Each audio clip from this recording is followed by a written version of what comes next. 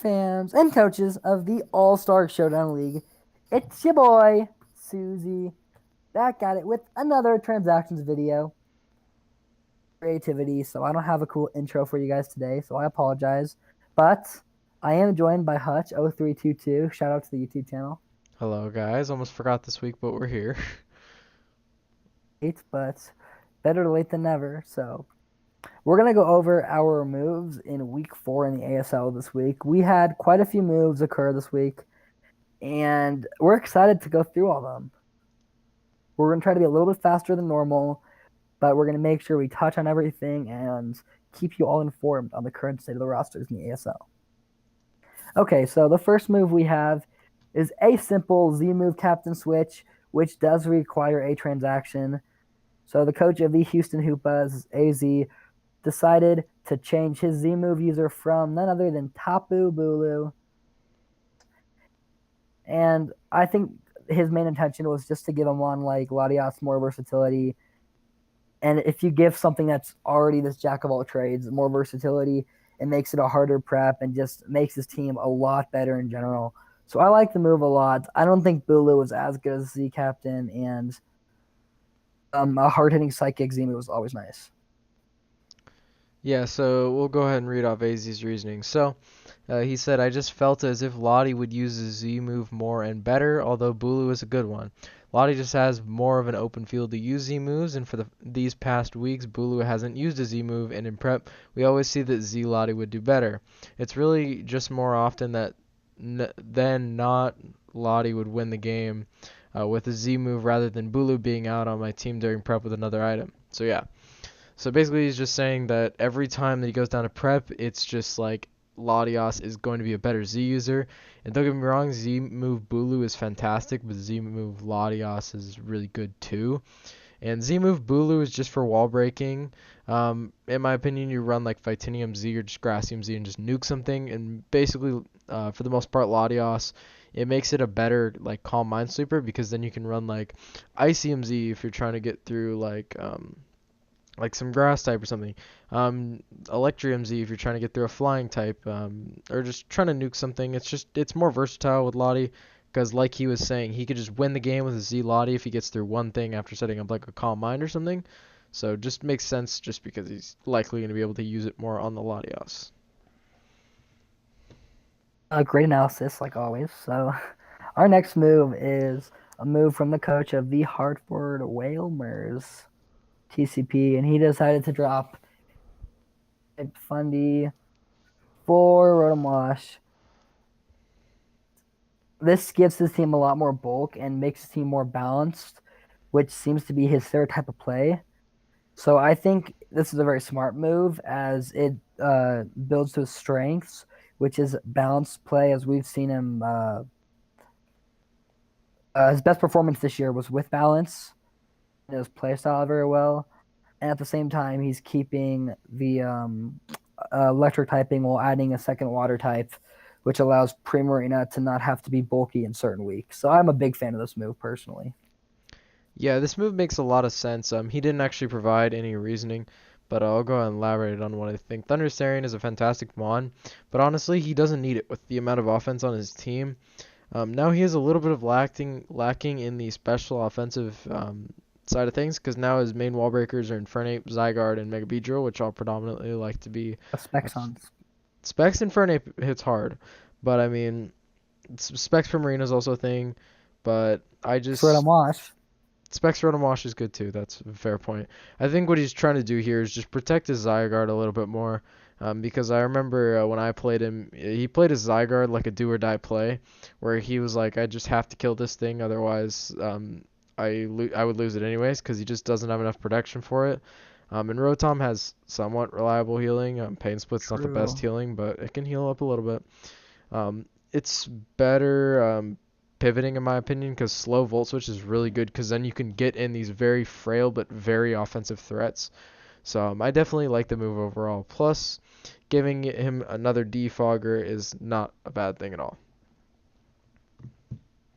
Well, And that Thunderous was a great move by defogs, but UTCP.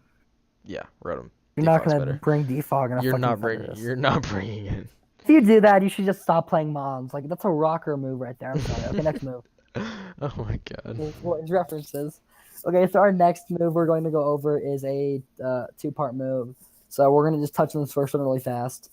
So Shadow drops his Miss Magus, switches him on. He didn't think he'd bring too many games in exchange for Comfey, which he decided to trade to Blake because Blake was lacking free agent transactions.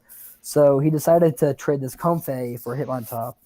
So essentially, it was Comfey for him on top for Shadow. First off, this move is nice because it finally gets him a reliable spinner. And when you have mons like Swellow and Victini on your team, you kind of like to have a spinner and not have to rely on something that's set up fodder like Togetic. So it's very useful that he got this reliable spinner, which is one of the best in the format, and add some bulk to his team.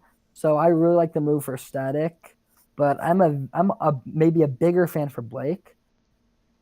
Blake was able to find someone to get him a fairy type, which is something he's been lacking for God knows whatever reason. But Blake finally got himself a good fairy type. I think Comfey is immensely underrated. I think this thing is phenomenal. He patches up a bunch of mons on his team, and it supports mons like Latios well. I'm a big fan of this move. A lot more bulky, and it allows him to make his very next move. We'll go over it once. Hutch, you give your input on this. I like the move for Static as well. uh, anyways, let's go over For Shadow's reasoning Static. first, because Shadow made the free agent following up to it. So he said Hitmontop was my original draft plan, but was sniped. Also, with some big games coming up in the next few weeks, I don't want to have a visible weakness, which is hazard removal, obviously. Hitmontop can spin, which allows me to try and hazard stack if I want to, without having to defog my own hazards away. It also gets Intimidate, and I actually wanted a dual Intimidate core on my team since it helps with physical attackers. Further, Top is one of those spinners that can also be run offensively and also has priority. Miss Mag seemed to be one of the more disposable mons on my team, as I feel it doesn't hit hard enough without setup, and it's too frail and difficult to actually set up with. Felt it way too niche for me to be able to use effectively, and don't think I'd have brought it too often. So this makes a lot of sense for Shadow, because he's if you have Victini on your team, you have to have hazard removal. That's the rule. And he also has a couple other things weak to hazards. That's a very good point by not defogging his hazards away, because he does have webs, so he's gonna want to keep those up. So that's very good for him because he has finally a reliable spinner, just remover in general. So it's gonna help him out a lot. And now going over Blake's reasoning, and we're going to talk about just the Comfey reasoning so far. So he said, well, I really needed a Fairy Mon and didn't have any transactions, and no one would give up their only Fairy Mon. I was talking to Shadow about other deals, and he mentioned he really wanted him on top. So I thought maybe I could get him to use a transaction so I could get a Fairy. It also has defog, so that helps when losing a spinner. So that's the Master's reasoning for there. So fair point. He's not losing anything in terms of removal. He's just getting a defogger instead of a rapid spinner. Plus, this helps his team so much more. It pairs pretty well with Megalodios, like you said, supporting it a lot, especially if it's offensive, based. So that's very nice there. His Fairy Dragon Steel Core could be a little bit better. It's Steelix, Megalodios, Comfey, but it's fine. That's Um, filthy, dude. but yeah, That's Comfey is just a fantastic support mon. And maybe the master tries to set up with a Manaphy or the Megalodios and it doesn't work out, and he has to hit the big red button and eject out of there. Comfey can heal it up with like a heal bell later in the match or something like that. It's just a good mon, and I mean, if you're playing Cody, you might as well bring it just to 6-0 him. okay, really, dude. That reference is like half a season old. Hey, still impactful. Go ahead and talk about the next one. But the final move we have to go over is another move that benefited both sides, and this is my favorite move of the week.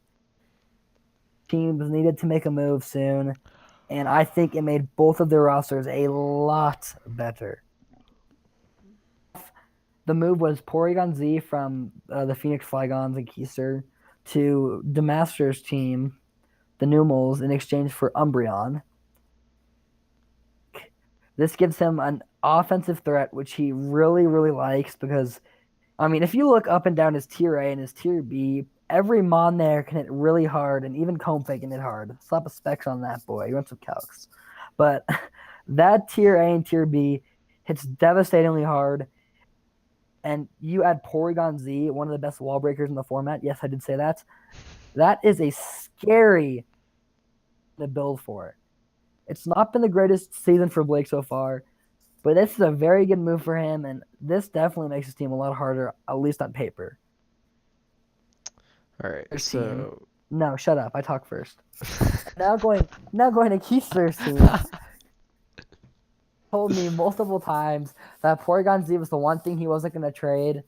And then I check on Discord one day and I just see Porygon Z got traded. And I had took like 20 minutes of just mass confusion trying to figure out what happened.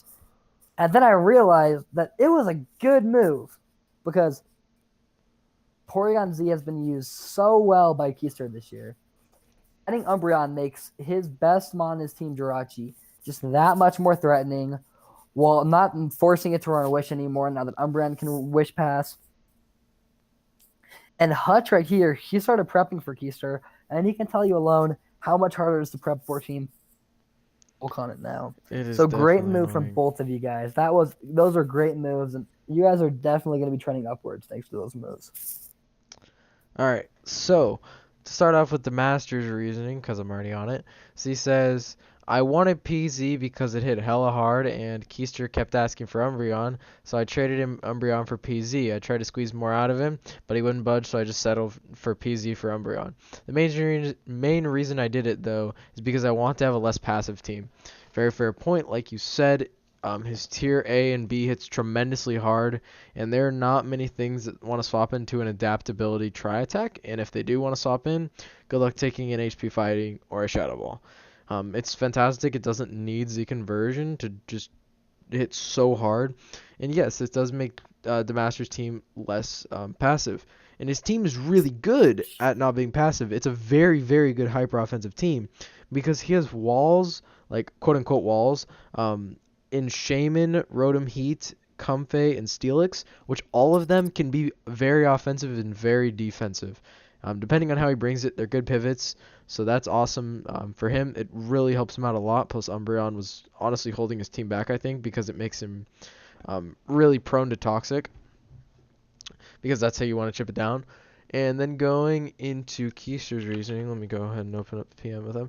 Okay, so he says, first off, my team was really lacking a solid cleric. I was also lacking a dark type and had doubles on both fighting and normal. It really helps out my team in the sense that I don't have much special defense in anything before, and Umbreon, Zapdos, Jirachi puts together a bit more synergy defensively.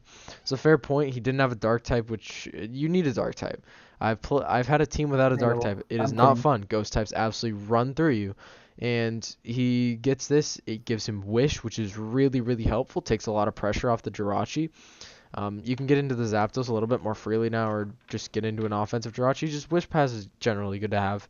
Heal Bell is awesome, just in case, like, Kingdra gets paralyzed or something like that. And I think this helps his team because he was already extremely offensive. And by losing PZ, yes, he now lacks a little bit of power, but he still has like a Mega Lopunny, a Kingdra that has Rain, a Jirachi, an Entei, a Zapdos, so he still has a lot of offense on the table, so it doesn't really hurt him that much. For Blake to play, or wrong name. While I was waiting for Hutch to play some fun games over here, I was doing some calking, and Blake, you should consider Choice Banded Last Resort Porygon Z. Let's hear it. Wait, it's Last Resort. God damn it. Well, you should consider Last Resort Life Form Porygon Z because that thing hits hella hard, and nobody's gonna be calking for physical Porygon. That's my 2 cents. They might count for it now. You just ruined his Yeah. strat, Suze. Alright, go ahead and wrap it up.